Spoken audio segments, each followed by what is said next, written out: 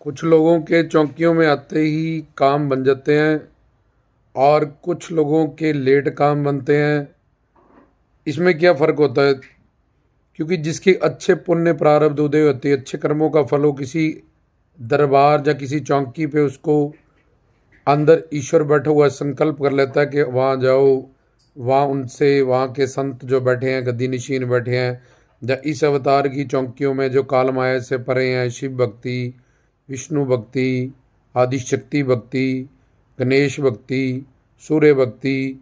तो ये पूर्ण गुरु के सानिध्य में रह के जब हम ये पांच चौकियाँ पर आराध्य इष्ट देव जो का साकार स्वरूप काल माया से परे उनकी चौकियों में हम जब जाते हैं, तो जब हमारे पुण्य भी उदय हैं, पीछे हमारी प्रारब्ध भी सपोर्ट कर रही है। जैसे ज़मीन उपजाऊ है, सिर्फ एक बीज चाहिए, जो वहाँ तुम उसको लगाओगे तो बहुत जल्दी तुम्हें फल प्राप्त हो जाएगा।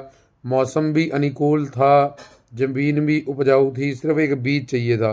तो वो उनके पुण्य और अच्छी प्रारब्ध भी साथ में जुड़ी होती है। वो आते हैं इसलिए उनके पुण्य और अच्छी प्रारब्ध को साथ में मिलके आते ही उनके काम बन जाते हैं। पर ऐसे लोग जो समझते हैं कि सिर्फ यहाँ से आके ही हमें ये चीज़ मिली है, तो फिर वो अगली डिमांड करते हैं, अगली करते हैं, उनमें से कुछ चीज़ें मिल जाती है, तब तक उनकी प्रारब्ध और पुण्यों की वो सपोर्ट पीछे से नहीं रहती है। तो फिर कुछ चीज़ें जो उनको वहाँ से नहीं प्राप्त होती, फिर वो भड़क जाते हैं कि 10 में से 2 चीज़ें यहाँ मिली हैं, फिर वो किसी और दरबार पे, किसी और दरबार पे, किसी और, ऐसे ही धक्के खाते रहते हैं। क्योंकि उनका झोली भरने का जो तत्व ज्ञान के जो सारे विषय हैं वो क्लियर नहीं होते। दूसरी चीज़, जो वहाँ चौकियों में जाने लगते हैं, अगर वहाँ सिद्ध गुरु है, तत्वदर्शी गुरु हैं, पूर्ण सतगुरु हैं, तो उनके उपदेश से, ज्ञान से, तत्व ज्ञान से धीरे धीरे धीरे जो भी उनकी अरदास है, वो चौकियों में उसके लिए जितना पात्रता उनको चाहिए, जैसे अगर फ्री में भी हमें कोई लंगर दे तो हमें एक बर्तन चाहिए, वो बर्तन साफ चाहिए और उसका तला चाहिए। अगर तला नहीं है, दूध दिया लंगर का किसी ने हमें, तो गिर जाएगा, अगर साफ़ नहीं है तो फट जाएगा, अगर बर्तन नहीं है तो कहाँ से लेके जाएंगे। तो दूसरे लोग वो चौकियों में बैठते हैं, वहाँ का उपदेश सुनते हैं, धीरे धीरे समझ आते हैं। अगर वो खुद अपने लिए मांगने आए तो जैसे उनकी पात्रता बनती है वैसे ही उनकी झोली में वो दात ईश्वर या वो अवतार या संत महात्मा के रूप में वो उनको बख्श दी जाती है। और अगर किसी और के लिए मांगने आए तो फिर उनको पहले अपनी चौकियाँ सिद्ध करनी पड़ती है। उसके बाद जब वो अपने बेटा बेटी, रिश्तेदारों या किसी और के लिए, थर्ड पर्सन के लिए भी अगर वो मांगेंगे, पर उनकी खुद की चौकियाँ सिद्ध हो चुकी है, अब वो अगर उनकी फरियाद भी करेंगे तो उनके चौकियों के आधार से बेस बन चुका है। अब उनके लिए भी वो जो दुआ करेंगे वो पूरी होगी।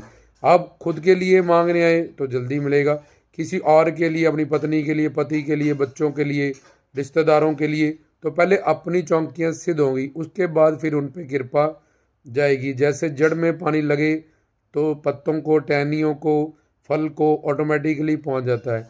और तीसरे लोग जिनकी पुरानी अच्छी कमाई होती है, पहले भी गुरु वाले होते हैं, उन्होंने ज्ञान प्राप्त किया होता है, तो उनको आगे भी जब गुरु मिलते हैं, ज्ञान मिलते हैं, तो वो समझ जाते हैं कि हमें अपना मानना, मांगना नहीं, मानना ठीक करना है। और वो भगवान से सिर्फ सेवा, सेवा से उनका बर्तन बन जाता है। दर्शन, दर्शन से चौकियों का रास्ता खुला रहता है। और कृपा होता है देना देना। अवतार संत और अवतार संत और ईश्वर, ये देना देना में होते हैं, इनको हम कुछ नहीं दे सकते हैं। तो उनके साथ जुड़ने से वो कृपा मांगते हैं, तो कृपा शक्ति अधीन सारी शक्तियाँ काम करती है। चाहे वो जगदानंद, ब्रह्मानंद, आत्मानंद, प्रेमानंद, किसी के लिए भी धर्म अर्थ काम मोक्ष लिए कृपा मांगते हैं तो उनको कृपा होती है। क्योंकि वो दो ही काम करते हैं, जहाँ अपने अवतार अपने लोक में रहेंगे, सच्चिदानंद स्वरूप काल माया से परे, जहाँ संसार में आएंगे, झोलियाँ भरेंगे, कृपा करेंगे। और चौथे नंबर पे वो उसको पता ही नहीं, उसको वो बैठ के चौकियों पर के सिद्ध करके, ज्ञान प्राप्त करके, वो मांगने वाली जो स्टेज है उससे दूर होके अपने मानने को सही कर लेता है।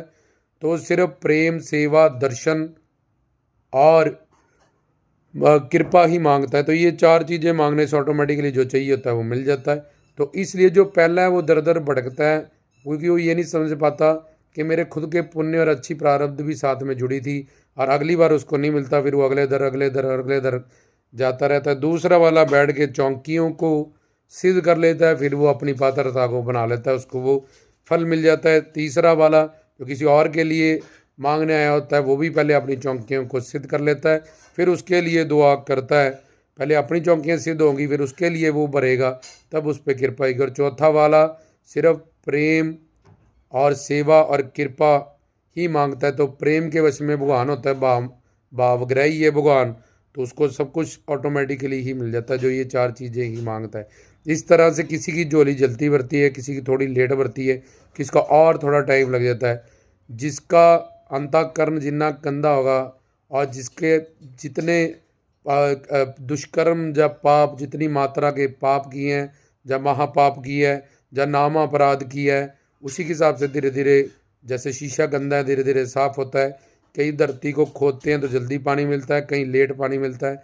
अगर तुम्हें कहीं जाना है, तुम बस में, एरोप्लेन में, पैदल, लिफ्ट लेके जा सकते हो, लेकिन अकॉर्डिंग टू डैट तुम्हें वो टाइम जो इंटरवल है कि अगर तुम प्लेन में जा रहे हो जल्दी पहुंचोगे, अगर तुम कार में जा रहे हो, अगर तुम मोटरसाइकिल पे जा रहे हो, अगर तुम पैदल जा रहे हो, लिफ्ट लेके जा रहे हो, तो तुम पहुंच जाओगे अगर तुम चल रहे हो।